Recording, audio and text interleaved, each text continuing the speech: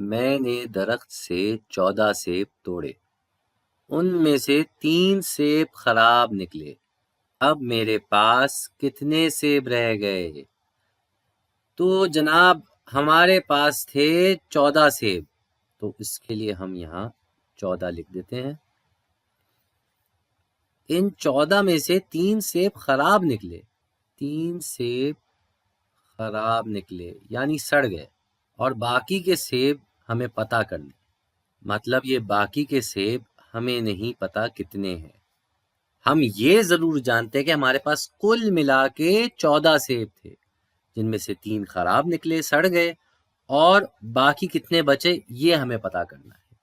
تو ہم یہ تو جانتے ہیں کہ جتنے بھی ہمارے پاس سیب تھے جو کہ 14 تھے، ان میں سے 3 خراب ہیں اور باقی ٹھیک ہے، یعنی کہ جو خراب اور صحیح والے تھے وہ ملا کے ہی 14 بنے نا، تو یہاں ہم نے یہ ڈال دیا۔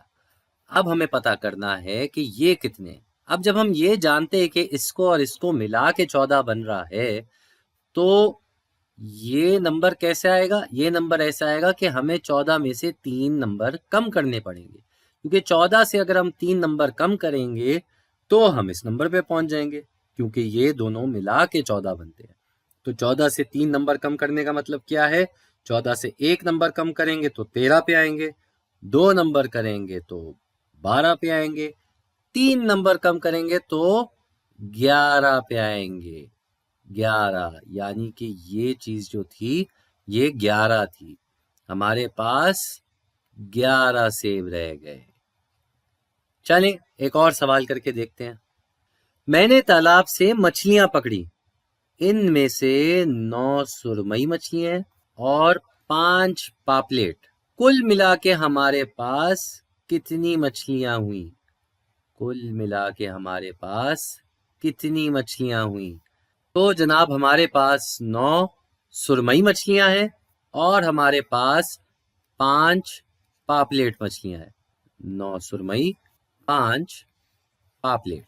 ہمیں یہ پتہ کرنا ہے کہ ہمارے پاس کل ملا کے ہمارے پاس کتنی مچھلیاں ہیں، تو ہمارے پاس یہ والا نمبر نہیں ہے۔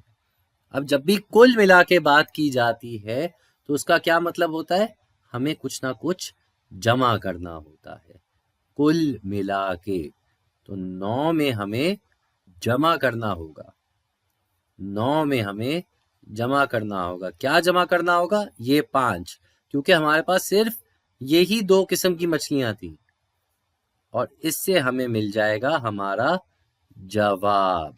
تو 9 میں اگر 5 جمع کرنا ہے تو یہ کیسے ہوگا؟ ہمیں 9 سے 5 نمبر آگے جانا ہوگا۔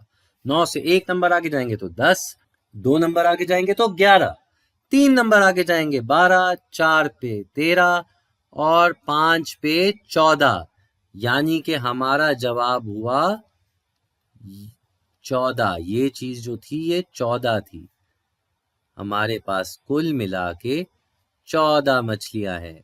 سمجھ میں آ گیا بھائی؟